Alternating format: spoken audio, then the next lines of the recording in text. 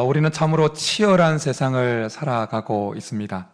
월요일 아침, 여러분은 그 한 주를 설레임으로 시작하십니까? 아니면 이번 한 주 또 어떻게 버텨내나 라는 막막함으로 시작하십니까? 우리가 살고 있는 이 세상은 거대한 전쟁터와 같습니다. 이 거대한 전쟁터에서 우리는 각자가 위치한 자리에서 이기기 위해서 부단히 애를 쓰고 있습니다.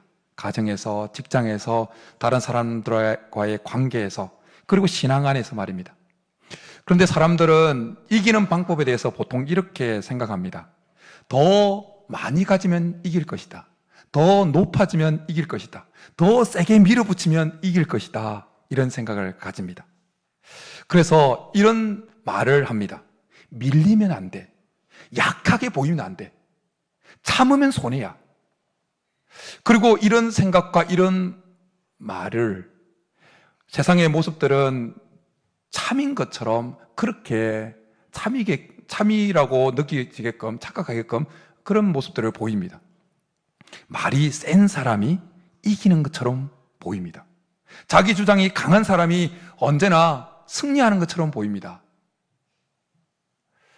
손해보지 않으려고 상대방을 억누르는 사람이 끝까지 인정받고 살아남는 것처럼 보입니다. 왠지 먼저 사과하면 지는 것 같고, 양보하면 대보되어지는 것 같고, 미안하다고 하면 뭔가 자기가 더 루저인 것처럼 느껴지게 만드는 세상입니다. 그래서 우리는 세상을 살아가면서 더 강해지는 방법을 계속해서 배우고 지도하려고 하지만 더 낮아지는 방법에 대해서는 그렇게 관심을 쏟지 않습니다. 그러나 성경은 우리에게 질문을 합니다. 정말 그런 것일까? 정말 그러한 방법이 이기는 방법일까? AD 30년경 예루살렘, AD 30년경 6월절 예루살렘 그 성에는 두 방식의 입성식이 진행되어지고 있었습니다. 한 입성식은 그냥 세상 역사서에 기록되어져 있고, 한 입성식은 우리가 가지고 있는 성경책에 기록되어져 있습니다. AD 30년경 예루살렘은 평소에는 약 5만 명 정도가 거주하는 도시였습니다. 그렇지만 6월절이 되어지면 유대 전역에 흩어져 있던 유대인들이 몰려들어와서 수백만 명이 예루살렘의 장사진을 이루었다는 것입니다. 그랬기에 당시 이스라엘은 로마 제국의 지배를 받고 있었기 때문에 민족적인 감정이 폭발할 수 있는 아주 좋은 시간이었던 것입니다. 그래서 로마 제국은 그 6월절 절기마다 폭동에 대비해서 긴장을 했습니다. 그래서 본디오 빌라도가 요세푸스라고 하는 역사가에 의하면 당시 6월절 AD 30년경 6월절에는 약 200만 명이 예루살렘에 모여들었었고, 그리고 이 폭동, 혹시 모를 폭동에 대비하기 위해서 로마가 정예 군대를 파견했다고 기록하고 있습니다. 빌라도는 번쩍이는 그 갑옷을 입고 있는 기병대와 그리고 병거들과 우뚝 솟은 창금을 들고 있는 병사들과 함께 예루살렘 서쪽에 난 그 서문을 통해서 입성을 하게 되어집니다. 그 모습은 굴복하라, 그렇지 않으면 죽음이다 라고 하는 이 세상 권력의 압도적인 위용을 드러내는 것이었습니다. 오늘날 성공과 힘을 대변해주는 모습이었습니다. 하지만 같은 시각 예루살렘 동쪽문에서는 아주 기묘한 입성식이 하나 진행되어지고 있었습니다. 갈릴리에서 올라오신 예수님이 입성하는 모습이었습니다. 그런데 예수님의 모습은 너무나 초라했습니다. 군대도 없습니다. 군마도 없습니다. 한 번도 사람이 타보지 않은 그 나귀 새끼에 타고 등장하십니다. 로마의 유대 총독 본디오 빌라도는 그 도열에 있는 군사들 그 사이로 입성을 했지만, 예수님은 종려나무 가지를 꺾어서 흔드는 가난한 사람들의 환호 속에 예루살렘으로 입성을 합니다. 왜 주님은 이렇게 초라한 나귀를 선택하셨을까요? 오늘 스가랴 9장, 오늘 우리가 읽은 본문은 이미 수백 년 전에 이 기묘한 입성의 모습을 예언해 주셨습니다. 세상 병거를 끊고 화평을 세울 겸손의 왕 메시아가 오실 것을 예언했습니다. 그리고 마태는 이 모습을 우리에게 그대로 재현해 주고 있습니다. 오늘 우리는 빌라도의 그 군마가 아니라 예수님이 선택하셨던 그 나귀를 보면서 겸손히 세상 병기를 꺾어버리는 하나님의 진정한 병기임을, 그리고 그 겸손이 이 세상을 치료하는, 우리를 회복시키는 하나님의 강력한 치료제가 되어짐을 살펴보고자 합니다. 스가랴 선지자는 장차 올 메시아가 겸손하여 나귀를 타신다고 그렇게 예언하고 있습니다. 마태는 이 예수님의 모습을 그대로 그려주고 있습니다. 예수님은 두 제자들을 먼저 보내시면서 이렇게 말씀하셨습니다. 너희는 맞은편 마을로 가라. 그리하면 곧 매인 나귀와 나귀 새끼가 함께 있는 것을 보리니 풀어내게로 끌고 오라. 만일 내가 누가 무슨 말을 하거든 주가 쓰시겠다 하라. 그리하면 즉시 보내리라 하시니. 이 장면에서 우리가 주목해야 될 사실이 하나 있습니다. 그것은 예수님이 선택하셨던 그 나귀는 우연이 아니라 철저히 준비된 선택이었고 의도된 선택이었다는 것입니다. 예수님은 즉흥적으로 뭐가 탈 것이 없네? 라고 해서 즉흥적으로 나귀를 선택한 것이 아니라는 것입니다.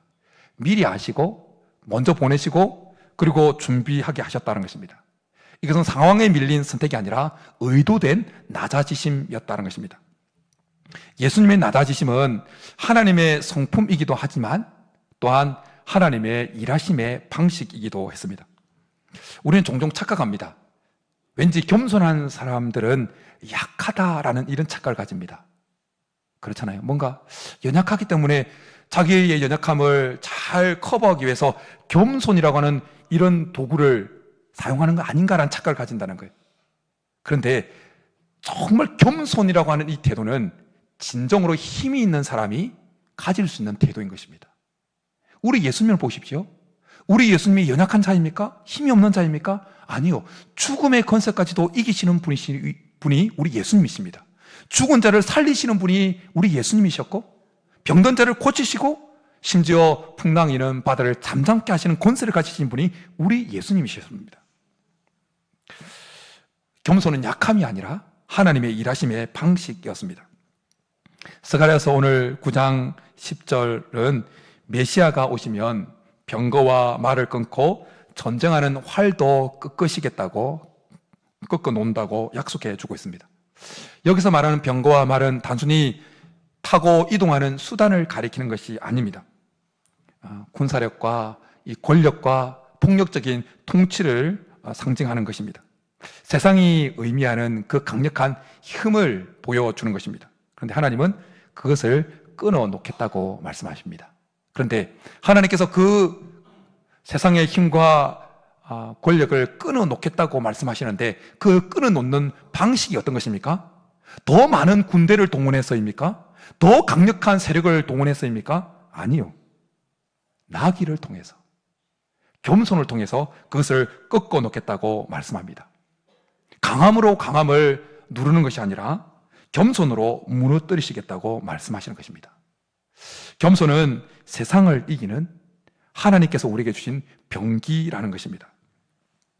여러분, 성경 속에서 이 사실은, 겸손이 이 세상의 어떤 병기보다 더 강력한 병기라는 사실을 보여주는 이 사실은 그냥 성경 속에 나와 있는 추상적인 이론이 아닙니다.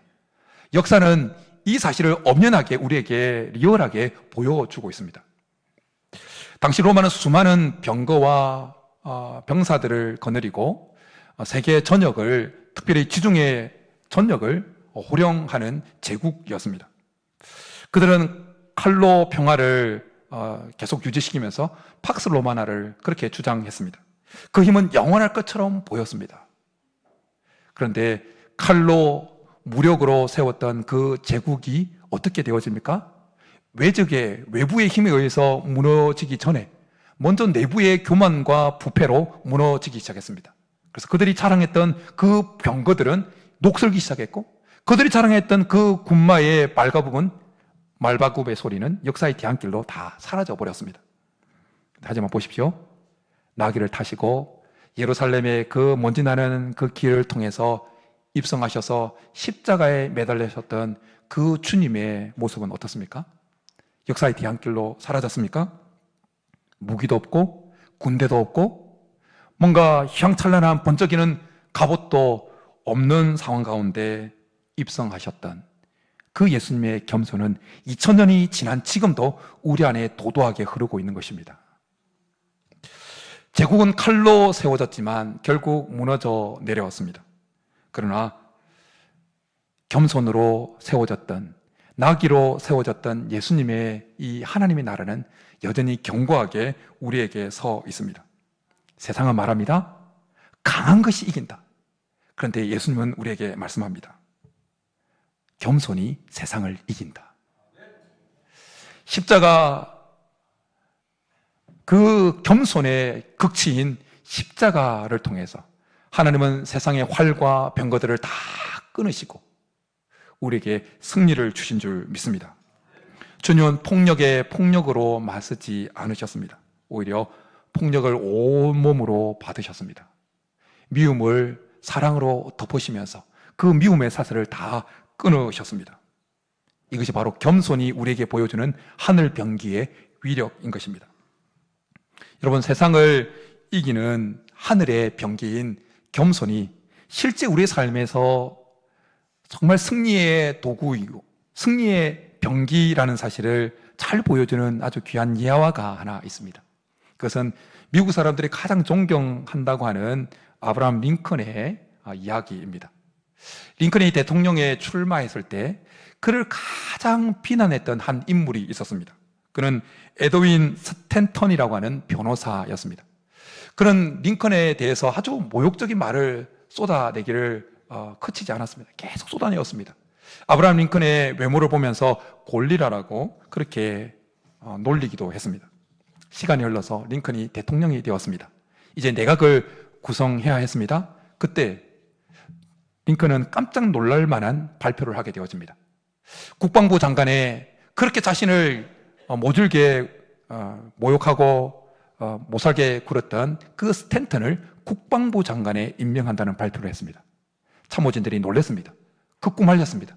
아니 대통령님, 저 사람은 당신을 그렇게 모독하고 못살게 굴었던 사람인데 그 사람을 당신 곁에 두면 어떡합니까? 그때 링컨이 이런 말을 했다고 합니다.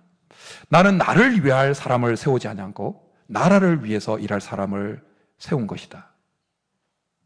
여러분, 이것이 무엇입니까?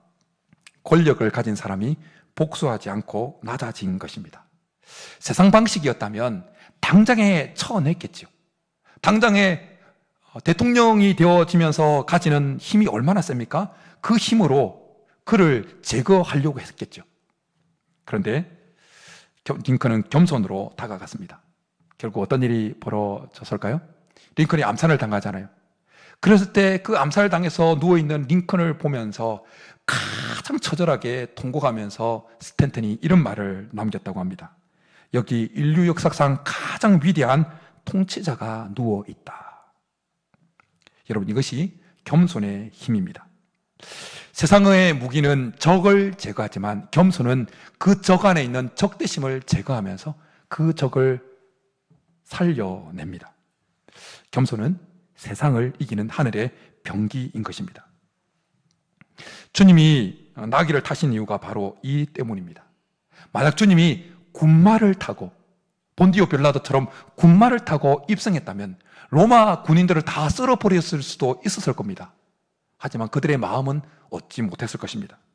하지만 주님은 스스로 낮아지심으로 우리를 굴복시키는 대신에 우리를 감동시키셨습니다.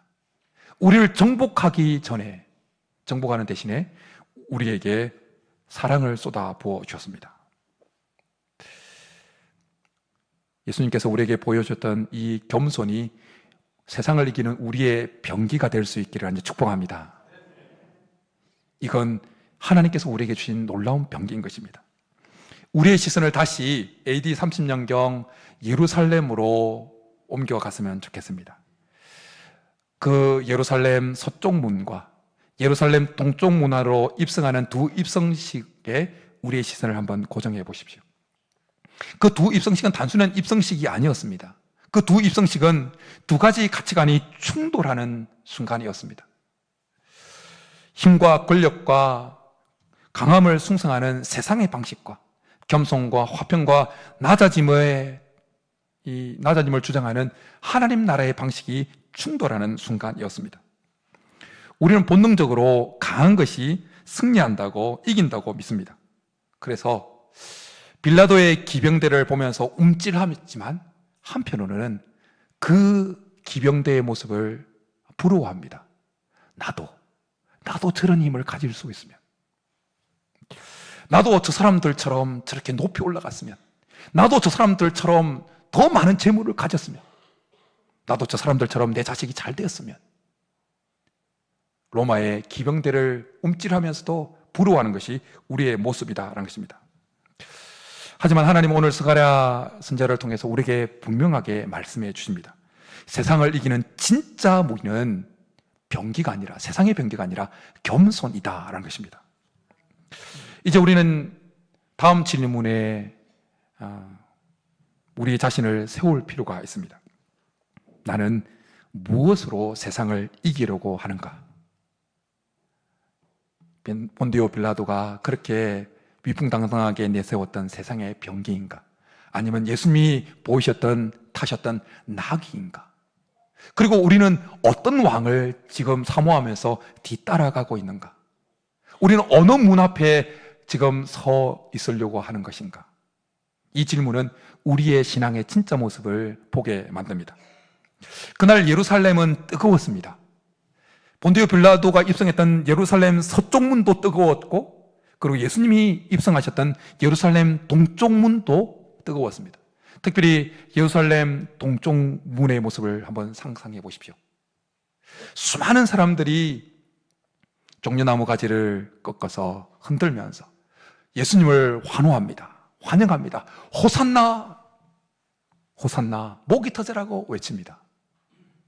너무 아름다운 모습이지 않습니까? 예수님도 그 모습을 보시고 옆에 있는 대적들이 잠잠케 하라고 말할 때 얘네들이 잠잠하면 돌들이라도 일어나서 외칠 거라고 말할 만큼 그들의 환호를 기쁘게 받으셨습니다. 너무나 완벽해 보였습니다. 열정이 있습니다. 표현이 있습니다. 뭔가 대단합니다. 하지만 그 예수님을 향해서 호산나라고 외치는 그 군중들의 마음을 들어가서 보면 전혀 다른 그림이 전개되어집니다. 그들은 지금 나귀를 타고 예루살렘으로 입성하는 예수님을 보고 있습니다. 그렇지만 그들의 마음속에는 여전히 로마 총독 빌라도가, 유대 총독으로 있는 그 빌라도가 가졌던 그 병기에 대한 부러움이 그들 속에 가득 있었습니다. 그들이 지금 종려나무 가지를 들고 예수님을 향해서 호산나라고 외치는 그 이유는 예수님의 겸손을 담고 싶어서가 아니었습니다. 저분이 지금 비록 지금은 이 나귀를 타고 있지만 곧 이제 군마로 갈아타실 거야. 그리고 군마를 갈아타셔서 우리를 그렇게 괴롭히는 저 로마 병사들을 다 쓸어버리실 거야 라는 그 세상적인 기대와 욕망이 그들 속에 가득했던 것입니다. 그들은 예수님의 왕의 겉모습은 환영했는지 모르지만 예수님이 선택하신 낮아짐의 방식은 거절하고 있었던 것입니다. 그래서 그들의 환호는 그렇게 오래 가지 않았습니다. 며칠이 지났을 때 호산나라고 외치던 그 외침이 저를 십자가에 못 박으라고 하는 그 외침으로 바뀌게 되었습니다. 왜입니까? 예수님이 그들이 기대했던 것을 만족시켜 주지 못했기 때문이었습니다. 그들이 원했던 것은 겸손의 왕이 아니라 그들의 욕망을 충족시켜 줄 왕이었기 때문이었습니다.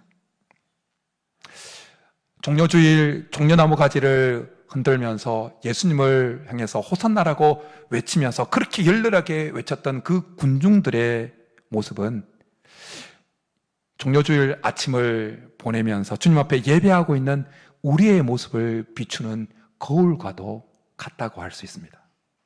우리도 이 종려주일 아침에 하나님을 향해서 당신은 나의 왕이십니다. 호산나, 하나님 우리에게 구원을 베풀어 주옵소서라고 종려나무가지 같은 것들을 흔들면서 하나님 앞에 환호하고 반응을 합니다. 하지만 정작 예배당 문을 열고 나가게 되어지면 우리 손에 들려 있었던 종려나무 가지 같은 것들이 이제는 그 로마 군사 손에 들려 있었던 그 병기 같은 것들로 바뀌게 되어집니다. 더 많은 병기, 더 많은 군말을 얻고 싶어하는 마음으로 차고 넘치게 되어집니다. 그렇기 때문에 우리에게 예수님이 더 필요한 것입니다. 주님의 겸손을 찬양하면서도 내 삶에는 더 많은 병거를 얻어야 되는데 얻지 못해서, 더 많은 병거가 확보되어져야 되는데 확보되지 못해서 불안해하는 것이 우리의 실제 모습이다라는 것입니다. 군중들이 낙에 타신 예수님을 환호하면서도 그들 마음속에 빌라도가 가지고 있는 그 병기들을 부러워했던 것처럼 우리도 신앙이라는 그 뒷면에 세상 사람들보다 더 많이 가지기를 원하고 더 잘 가기를 원하는 우리의 욕망을 가지고 있다는 것입니다. 하지만 여러분, 여기에서 종려주일에 가장 놀라운 은혜의 신비가 우리에게 주어집니다. 여러분에게 질문을 해보겠습니다. 마음속으로 한번 대답해 보십시오. 예수님께서 그 예루살렘 동쪽으로 이 나귀를 타고 입성하실 때 그 호산나라고 외치는 군중들 속에 가득했던 마음의 상태를 모르셨을까요? 그들 속에 본디오 빌라도가 가지고 있는 그 병기를 가지고 싶다는 그 욕망이 가득 차 있는 상태에서 호산나라고 외치는 그 마음의 상태를 예수님이 모르셨을까요? 다 아셨어요. 다 아셨어요. 나귀를 선택한 것이 즉흥적인 선택이 아니었던 것처럼, 다 아시고 의도된 선택이었던 것처럼, 우리 예수님은 종려가지 나무가지를 꺾어 흔들으면서 호산나라고 외치는 그 군중들의 마음속에 가득한 세상적인 욕망, 잘못된 욕망, 그것을 다 알고 계셨습니다. 호산나라고 외치는 그 종려나무 가지를 들었던 그 손가락이 이제 며칠 후면 십자가에 못 박으라고 며칠은 손가락질로 바뀔 것을 다 알고 계셨습니다. 그런데 우리 예수님의 모습이 어떻습니까? 이것들 봐라. 그리고 낙에서 내리십니까? 그들의 환호를 거절합니까? 아니야, 이제 내가 니네들 마음을 몰라서 그래? 아니, 그만 그렇게 하십니까?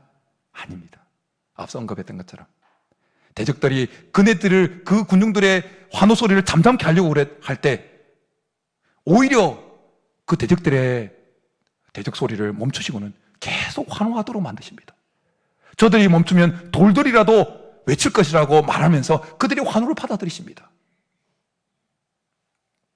이것이 은혜인 것입니다. 이것이 복음인 것입니다. 예수님은 겸손으로 우리에게 다가오십니다.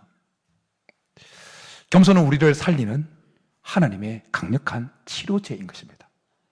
하나님 우리를 다 알고 계십니다. 이 장면을 보여주는 아주 감동적인 실화가 하나 있습니다. 한 아버지가 사춘기를 보내는 자기 자녀 때문에 다 쏘가리를 앓으면서 힘들어했습니다. 이 아이는 가출을 밥 먹듯이 했어요. 그리고 부모에게 할 말 못할 말 그냥 부모 가슴에 비수를 꽂는 말을 막 내뱉기를 그냥 밥 먹듯이 했어요. 그러나 어느 날 또 가출을 한 자녀가 연락이 한참 동안 없다가 부모에게 연락이 왔습니다. 또르릉 전화가 왔습니다. 아빠, 보고 싶어요. 사랑해요.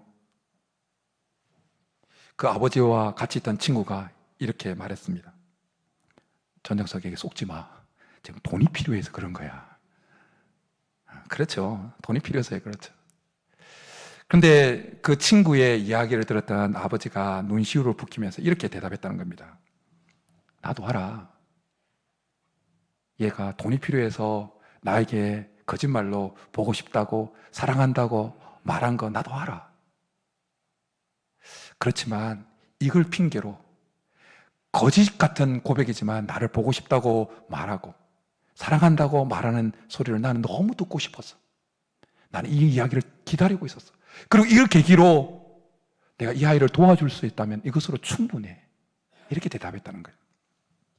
성도 여러분, 우리를 향한 주님의 마음이 바로 이 아버지의 마음과 같습니다. 하나님은 우리가 종려나무를 흔드는 우리의 마음이 얼마나 쉽게 변질될 수 있는지를 너무나 잘 아십니다. 비록 이 시간에 종려나무 가지를 흔들면서 주님은 나의 왕이십니다, 사랑합니다 고백하지만 그 사랑의 고백이 세상으로 나가서 얼마나 쉽게 깨어져 버릴 수 있는 고백인지 너무나 잘 아십니다. 우리가 본당에 나와서 주님 앞에 신앙을 고백하는 것 같지만 그러나 신앙 아래에 아주 세상적인 욕망이 세상 사람들과 똑같이 가득가득 들어있다는 사실을 주님은 너무나 잘 아십니다. 그럼에도 불구하고 종려나무 가지를 흔들면서 환호했던 그 군중들의 환호를 여전히 기쁘게 받으셨던 것처럼 우리의 신앙 고백을, 우리의 찬양을 기쁘게 받으신다는 것입니다. 하나님 우리의 주님을 향한 그 찬미가 얼마나 쉽게 식어버리고 바뀌게 될지, 불평으로 바뀌게 될지 알고 계심에도 불구하고 겸손하게 우리에게 여전히 다가오십니다. 너의 찬양 필요 없어? 너는 자격이 안 돼? 그렇게 말씀하지 않고 계속해서 우리의 찬양을 기쁘게 받으신다는 것입니다. 주님이 나귀를 타신 진짜 이유는 세상을 이기는 진정한 병기가 이 겸손이라는 것을 우리에게 알려주시기 위함 뿐만 아니라 우리에게 진짜 다가오시기 위해서라는 것입니다. 만약 주님이 빌라도처럼 군마를 타고 오셨다면 우리가 감히 그 주님 앞에 고개를 들어서 그 주님을 바라볼 수가 있었겠습니까? 그러나 주님은 나귀를 타셨습니다. 누구나 손을 뻗으면 닿을 수 있을 것 같은 그 높이의 나귀, 다 큰 나귀가 아니라 새끼 나귀, 그 나귀를 타셨습니다.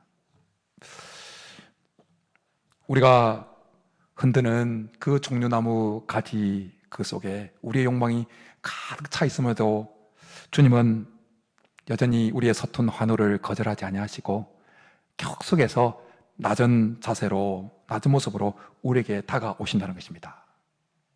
바울은 이 하나님의 사랑에 너무 감복해서 성령의 감동하심으로 로마서 5장 8절에서 이런 고백을 해주고 있습니다. 우리가 아직 죄인 되었을 때에 그리스도께서 우리를 위하여 죽으심으로 하나님께서 우리에 대한 자기의 사랑을 확정하셨느니라.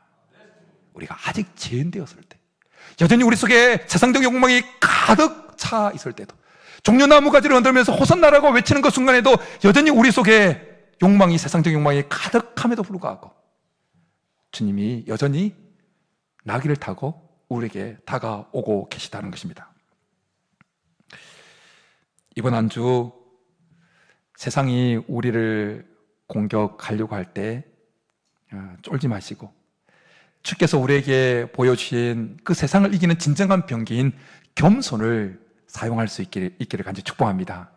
우리를 먼저 낮추고 먼저 치고 할 때 주님은 우리를 공격하려고 하는 모든 활과 병거를 꺾어 놓으실 것입니다. 이 고난주간, 우리는 어느 문 앞에 서겠습니까? 빌라도가 입성했던 예루살렘 서쪽 문입니까? 아니면 예수님이 나귀를 타고 입성하셨던 동쪽 문입니까? 종료주의를 맞이해서 우리가 주님 앞에 이런 고백을 했으면 좋겠습니다. 주님, 저는 더 이상 세상의 병거를 쫓지 않겠습니다. 주님이 타신 그 나귀의 방식을 쫓아가겠습니다. 인간관계 속에서 억지로 이기려고 하지 않겠습니다. 가정 안에서 먼저 낮아지겠습니다. 신앙생활에서 내 뜻보다 주님의 뜻을 먼저 앞세우겠습니다. 이런 고백을 가지고 겸손하게 나갈 때 우리 가운데 승리의 나팔이 울려 퍼지게 될 줄 믿습니다. 이 시간 우리 말씀 생각하면서 나의 모습 나의 소유, 우리 1절만 찬양하고 기도하고 세례식 진행하도록 하겠습니다.